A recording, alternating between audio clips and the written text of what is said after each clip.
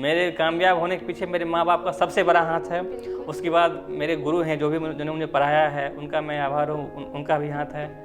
और डॉक्टर रोशन सर का भी बहुत बड़ा हाथ है मुझे, जो मैं आपके पास आया। डॉक्टर रोशन सर बहुत अच्छे हैं, उनका भी मैंने सुना है, बहुत ही अच्छे डॉक्टर हैं वो, और बहुत ही अच्छे इंसान भी हैं वो। बचपन से मैं एक मिडिल क्लास फैमिली से बिलोंग करता हूँ। मेरा कोई ऐसा कोई बैकग्राउंड नहीं है और कोई ख़ास, जो भी हूँ मम्मी पापा की बदौलत हूँ यहाँ पे। और मेरे पापा ने बहुत स्ट्रगल किया है। पहले मैं छोटा सा गांव में रहता था जहाँ मेरा घर है दशरथपुर। वहाँ के बाद फिर दलसिंह सराय में मेरे पापा ने स्कूल खोला, प्राइवेट स्कूल। उसमें पापा ने बहुत स्ट्रगल करके स्कूल खोला और बहुत ही मेहनत किया उसमें। फिर वो 3-4 साल वो स्कूल चलाए, उससे जो भी इनकम होता था, मतलब घर की स्थिति मेरी कोई उतनी कोई खास आमदनी नहीं थी। नमस्कार दोस्तों, मैं सोनाली सिन्हा के स्टूडियो में आप सभी दर्शकों का स्वागत करती हूँ। आज मैं आपको एक ऐसे युवा डॉक्टर से मिलवाने जा रही हूँ जो हमारे दलसिंह सराय में अभी डॉक्टर के रूप में काम कर रहे हैं। और मैं आपको इनके बारे में एक और इंटरेस्टिंग बात बताती हूँ। ये गाना भी बहुत ही अच्छा गाना गाते हैं और इनका एक मूवी भी आ रहा है। तो आइए मैं आपको इनसे रूबरू करवाती हूँ और जानते हैं इनकी कहानी इन्हीं की जुबानी।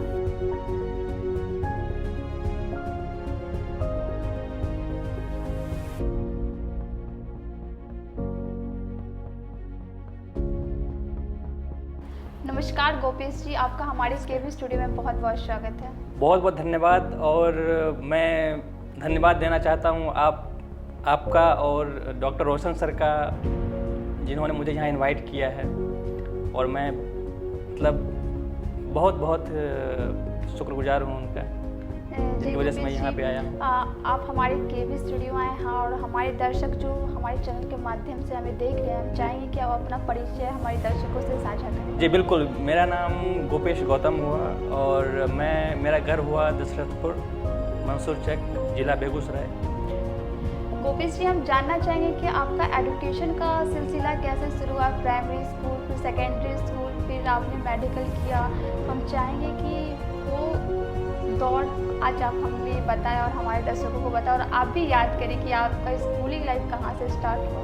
जी बिल्कुल, स्कूलिंग लाइफ एक्चुअली मेरा, जब मैं सेंट जोसेफ एक स्कूल है, Saint Joseph Public School Dalsinghsarai में है, जो कि बहुत ही पुराना और अच्छा है स्कूल माना जाता है। वहाँ से मेरी स्कूलिंग स्टार्ट हुई है। और उसके बाद मैं सक्सेस मिशन में पढ़ा है। उसके बाद फिर समस्तीपुर होली मिशन में मेरी पढ़ाई 10th से हुई, 10th की। और प्रोग्रेसिव सेंटर हाई स्कूल से मेरा 10th हुआ है। और उसके बाद फिर आफ्टर दैट 12th मेरा प्रोग्रेसिव सेंटर हाई स्कूल से ही हुआ। और उसके बाद फिर मैंने नीट का एग्ज़ाम दिया। नीट का एग्ज़ाम देने के बाद मेरा सिलेक्शन हुआ। सिलेक्शन के बाद बस BDS वहाँ मिल गया मुझे, BDS ब्रांच।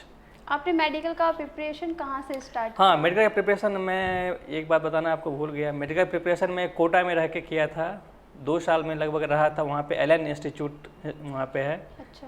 वहाँ पे मैंने प्रिपरेशन किया था नीट का, और फिर एग्ज़ाम दिया, फिर सिलेक्शन मेरा हो गया। किस कॉलेज से आपने मेडिकल किया है? मैंने किया है मानसरोवर डेंटल कॉलेज का नाम है, वहाँ से मैंने BDS किया है। जी गोपेश जी, हम जानना चाहेंगे कि आपने मेडिकल को ही क्यों चुना? एक्चुअली ऐसा है कि मेरा इंटरेस्ट बायो में था, बचपन से बायोलॉजी में इंटरेस्ट था मेरा। तो जी, हमने सुना है कि आपको एक्टिंग और सिंगिंग लाइन में भी इंटरेस्ट है। बिल्कुल बिल्कुल बट बिल्कुल। जो मेडिकल कहते हैं उसमें बहुत ही पढ़ाई की ज़रूरत होती जी, है। जी, जी, और जी, बहुत ही बिल्कुल। सीरियस ये जी बिल्कुल। पढ़ाई होती है। जी, जी। तो फिर आप मेडिकल लाइन में कैसे चले गए? देखिए, सबसे बड़ी बात है कि इंटरेस्ट आपका, मतलब किस चीज़ में, किस फील्ड में इंटरेस्ट है। तो इंटरेस्ट मेरा बचपन से ही, मतलब बायोलॉजी मुझे पढ़ना अच्छा लगता था। तो मैं सोचा जब मैं 10th के बाद अब कौन सा सब्जेक्ट लूँ, कौन सा चूज़ करूँ। तो फिर उस हिसाब से मैं बायोलॉजी ही चूज़ किया। और फिर मुझे अच्छा लगा बायोलॉजी पढ़ते। फिर मैं सोचा कि क्यों ना मेडिकल में चला जाऊँ। अच्छा। तो मुझे डॉक्टर बनने का थोड़ा शौक तो था, तो इसलिए बस आ गया मेडिकल लाइन में। जी जी। हालांकि मेरे पापा का कहना था कि मेरा तो इंटरेस्ट ज़्यादा, अगर इंटरेस्ट आप पूछेंगे मेरा, तो ज़्यादा इंटरेस्ट मेरा सिंगिंग लाइन और एक्टिंग लाइन में है। ठीक है। अच्छा। मेडिकल तो थोड़ा बहुत मेरा मन था और पापा का मन था, तो मैंने कर लिया। लेकिन मेरा मेन जो है ना वो इंटरेस्ट सिंगिंग और एक्टिंग लाइन में ज़्यादा था मेरा, जी जो कि अब भी है और इसको मैं कंटिन्यू भी करूँगा इन फ्यूचर। बिल्कुल। हम चाहेंगे, जो आपका हॉबी है सिंगिंग, तो हम जी। चाहेंगे कुछ गाना आप हमारे दर्शकों को जी सुनाएं। ज़रूर ज़रूर ज़रूर। तो अब नए गाना सुनना चाहेंगे या पुराने गाने सुनना चाहेंगे? आपका जो फेवरेट सॉन्ग है वो ओके, हमारे ओके। दर्शक आपसे सुनना चाहेंगे। जी जी बिल्कुल। इतनी मोहब्बत करो ना, मैं डूब न जाऊं कहीं, वापस किनारे पे आना, मैं भूल न जाऊं कहीं, देखा जब से चेहरा तेरा, मैं तो हफ्तों से सोया नहीं, बोल दो ना जरा दिल में जो है छिपा, मैं किसी से कहूँगा नहीं, मैं किसी से कहूँगा नहीं, मुझे नींद आती नहीं है अकेले, ख्वाबों में आया करो, नहीं चल सकूँगा तुम्हारे बिना मैं, मेरा तुम सहारा बनो, रूह से चाहने वाले आशिक, बात जिस्मों की करते नहीं, बोल दो ना जरा दिल में जो है छुपा, मैं किसी से कहूँगा नहीं, मैं किसी से कहूँगा नहीं,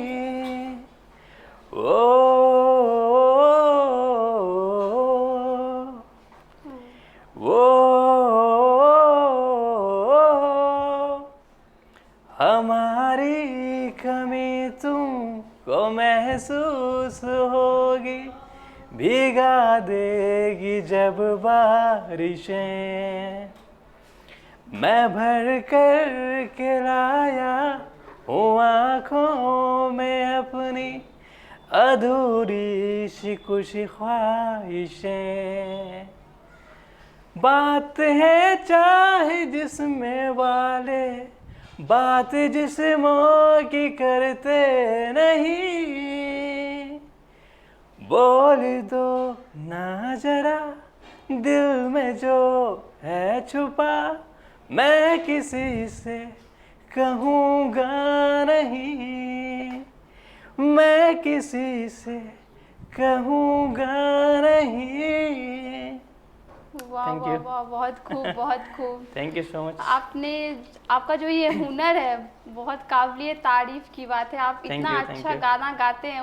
मेडिकल के जो स्टूडेंट होते हैं तब तो इसमें बहुत पढ़ाई करना होता है, जी, जी, तो जी, आप बिल्कुल। तो गुनगुना के अपना टेंशन दूर कर जी लेते हो। बिल्कुल बिल्कुल ऐसा ही होता है।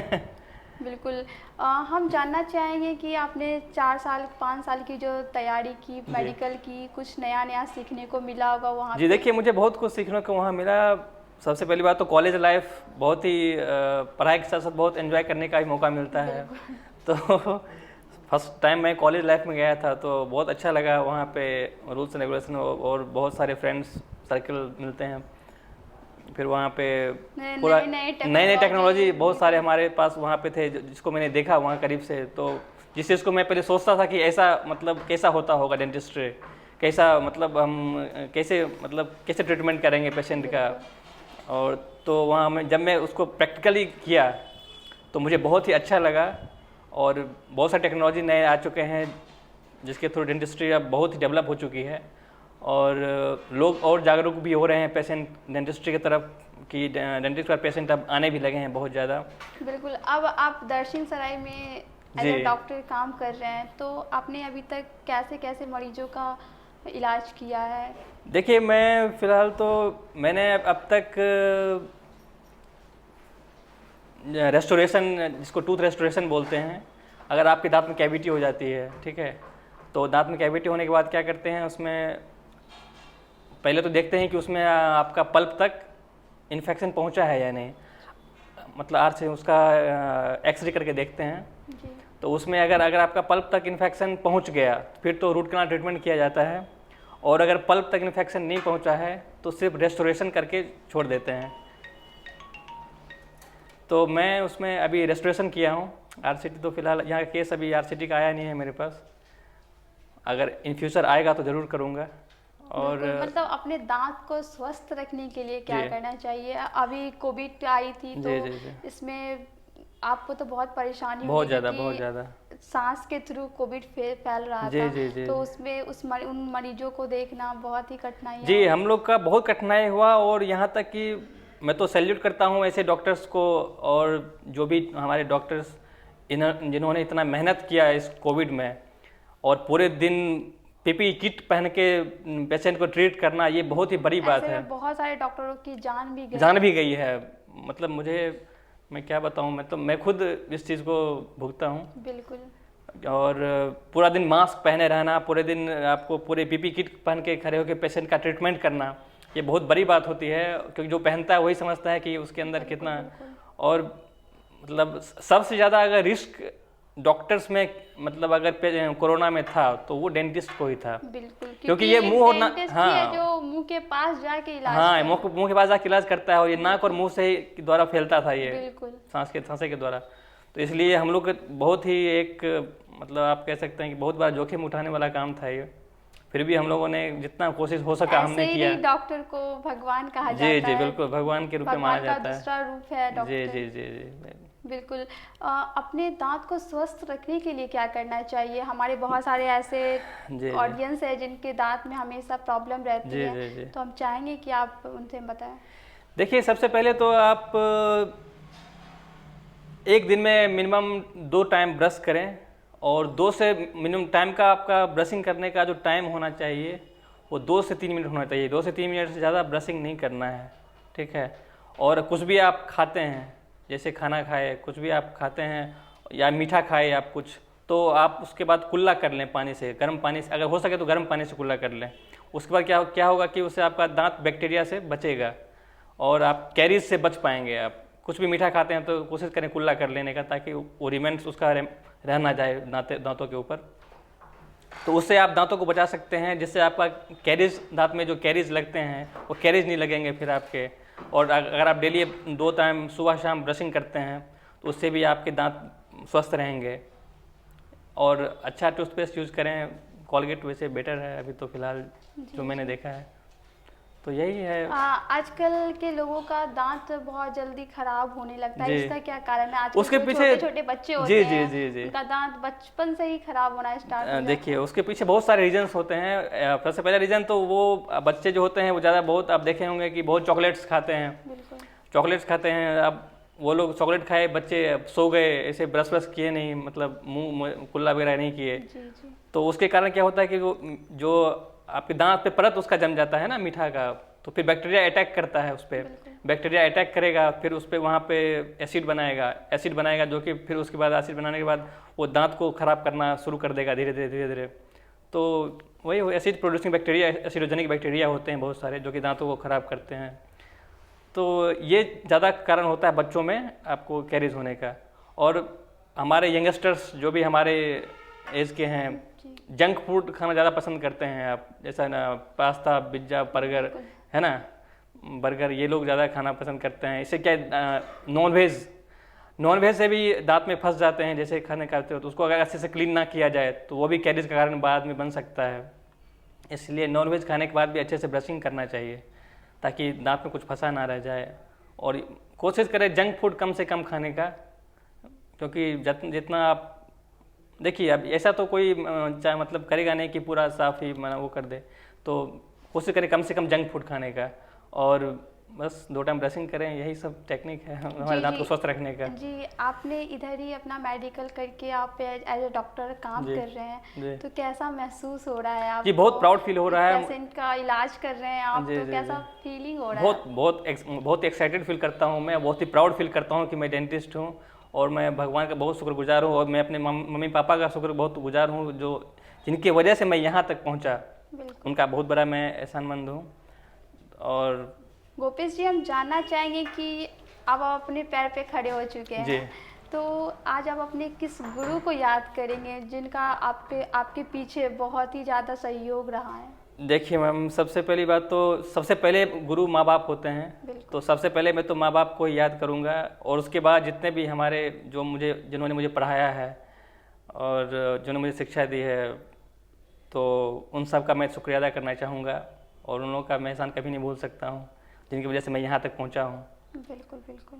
तो यही है मतलब। जी गोपेश जी, मतलब आपने कहा कि आपको सिंगिंग और एक्टिंग लाइन में भी बहुत जी जी जी इंटरेस्ट है, जी। तो अब इस मोड पे आते हैं कि आपका एक्टिंग का करियर कैसा चल रहा है और आप इसमें क्या करना चाह रहे हैं? फिलहाल तो देखिए, मेरी एक फिल्म गुलमोहर जो कि बन चुकी है और फ्लोर पे आएगी, अगर खुदा ने चाहा तो ज़रूर आएगी।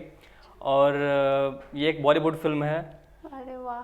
और ये आपको इसके डायरेक्टर जो हैं वो एक फिल्म के राइटर थे, जो कि आप जानते होंगे। इस फिल्म का नाम है माझी द माउंटेन मैन। अच्छा माझी द माउंटेन मैन के वो राइटर हैं, वो इस फिल्म के डायरेक्टर हैं गुलमोहर के। अच्छा। अच्छा, तो ये बहुत ही प्राउड फील इसमें मुझे हुआ। आपका क्या रोल है? मेरा हालांकि छोटा सा रोल है, अच्छा। कोई खास रोल नहीं है।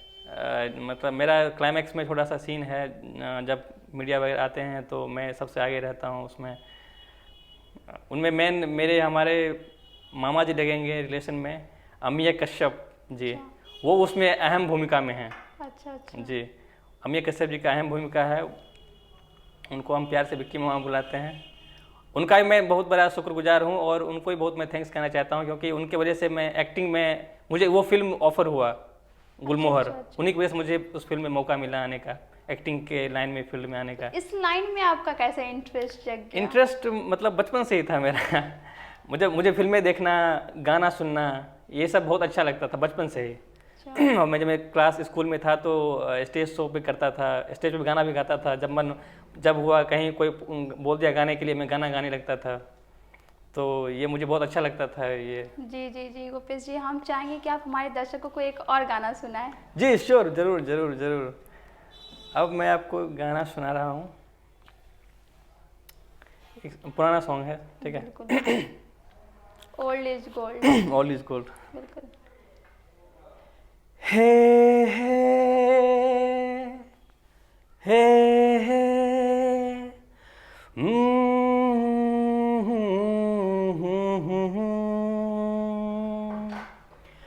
हो आहा, सोचेंगे तुम्हें प्यार करें के नहीं, ये दिल बेकरार करें के नहीं।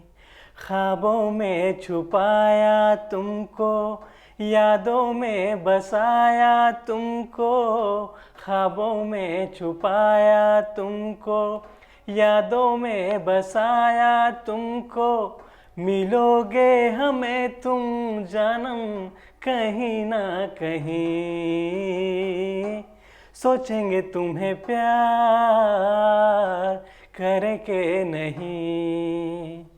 जिस दिन तुमको देखेगी नजर, जाने दिल पे होगा क्या असर। रखेंगे तुमको निगाहों में, भर लेंगे तुम्हें बाहों में, जुल्फों को हम सुलझाएंगे, इश्क में दुनिया भुलाएंगे। ये बेकरारी अब तो होगी न कम,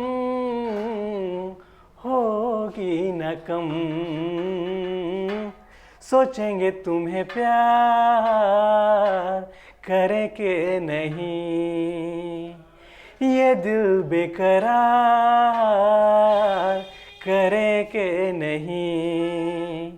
हे हे हे ला ला ला ला ला ला ला ला ला ला ला हे तुम हो खिलता महका सा कंवल, हम जो गाए तुम हो वो गजल, कम सिन भोला सा मुखड़ा, लगती हो चांद का एक टुकड़ा, हम कितनी तारीफ करें देख के तुमको आहें भरे, ये बेकरारी अब तो होगी न कम, होगी न कम, सोचेंगे तुम्हें प्यार करें के नहीं, ये दिल बेकरार करे के नहीं। हे ला ला ला ला ला ला ला ला ला ला ला हे। Thank you. वाह वाह, बहुत खूब बहुत खूब। आपकी आवाज़ बहुत ही सुंदर है। Thank you so much, thanks a lot. जी गोपेश जी, हम जानना चाहेंगे आपकी संघर्ष की कहानी, जो सफलता आपको मिल चुकी है। आप एक मोड़ पे आप आके खड़े हो चुके हैं, तो हम चाहेंगे कि आप अपनी संघर्ष की कहानी बताएं। देखिए मैम, मैं पहले बचपन से मैं एक मिडिल क्लास फैमिली से बिलोंग करता हूँ। मेरा कोई ऐसा कोई बैकग्राउंड नहीं है और कोई ख़ास, जो भी हूँ मम्मी पापा की बदौलत हूँ यहाँ पे। और मेरे पापा ने बहुत स्ट्रगल किया है। पहले मैं छोटा सा गांव में रहता था जहाँ मेरा घर है दशरथपुर। वहाँ के बाद फिर दलसिंह सराय में मेरे पापा ने स्कूल खोला, प्राइवेट स्कूल। उसमें पापा ने बहुत स्ट्रगल करके स्कूल खोला और बहुत ही मेहनत किया उसमें। फिर वो 3-4 साल वो स्कूल चलाए, उससे जो भी इनकम होता था, मतलब घर की स्थिति मेरी कोई उतनी कोई खास आमदनी नहीं थी और दयनीय स्थिति था। उस वक्त दयनीय स्थिति था, क्योंकि मेरे दादाजी का कोई सपोर्ट नहीं था। दादाजी बहुत पहले गुजर चुके थे और मेरे पापा जी जो भी किए हैं अपने बदौलत किए हैं। और उन्होंने खुद अपने दम पे अपना डिग्री लिया, वो PhD किया उन्होंने। डॉक्टर भोलाश्वर नाम है मेरे पापा का। उन्होंने PhD किया और स्कूल खोला, फिर स्कूल चलाया उन्होंने। फिर उस प्राइवेट स्कूल में उतना इनकम उनको नहीं लगा, फिर उन्हें स्कूल 2005 में बंद कर दिया। फिर पापा STT का एग्ज़ाम जो होता था हाई स्कूल का, उसका एग्ज़ाम पापा दिए, फेस किए। फिर उसमें भी उनको हो गया। फिर पापा हाई स्कूल के टीचर रहे हैं नवटोल हाई स्कूल में। उसके बाद फिर मेरे पापा का शौक़ था बचपन से ही कि उनको प्रोफेसर बनना था कॉलेज में। फिर उन्होंने हाई स्कूल से रिजाइन करके कॉलेज में आज वो लेक्चरर हैं। अब तो कॉलेज से उनका प्रमोशन होकर यूनिवर्सिटी में आ चुके हैं वो। अभी आपको दरभंगा यूनिवर्सिटी में है, कामेश्वर सिंह संस्कृत दरभंगा यूनिवर्सिटी में वो नोडल पदाधिकारी हैं, नोडल ऑफिसर। तो वो खुद अपने दम पे अपना स्ट्रगल करके वो वहाँ तक पहुँचे हैं। और उन्होंने फिर मुझे पढ़ाया लिखाया और इतना बड़ा बनाया कि आप लोग के बीच आज जो भी हूँ देख ही रहे हैं। बिल्कुल, जो मैंने बताया आपको, यही है हमारे स्ट्रगल। बिल्कुल, मतलब अपने पेरेंट पे जो गुजरता है वो जी बिल्कुल, अपने जो बच्चे होते हैं उस पे बहुत ज़्यादा साइड जी बिल्कुल। मैंने स्ट्रगल को करीब से देखा है। बहुत सारे ऐसे समय होते थे कि मेरे घर में बहुत पैसे नहीं रहते थे और मेरे स्कूल वाले परेशान करते थे कि ये फीस भरना है, वो फीस भरना है। मेरे पापा इधर से कर्ज लेके उधर से कर्ज लेके मेरा फीस मेंटेन करते थे, फीस भरते थे। उस वक्त वो मतलब बहुत ही उस दौर से मैं गुजरा हूँ। मतलब घर में कभी कभी तो पैसे का इतना प्रॉब्लम हो जाता था कि नॉर्मल मेंटेनेंस भी करना मुश्किल हो जाता था, घर का, परिवार का खर्चा। लेकिन फिर भी पापा स्ट्रगल करते करते बहुत स्ट्रगल किया। पापा ने मेरे बहुत स्ट्रगल किए हैं वो।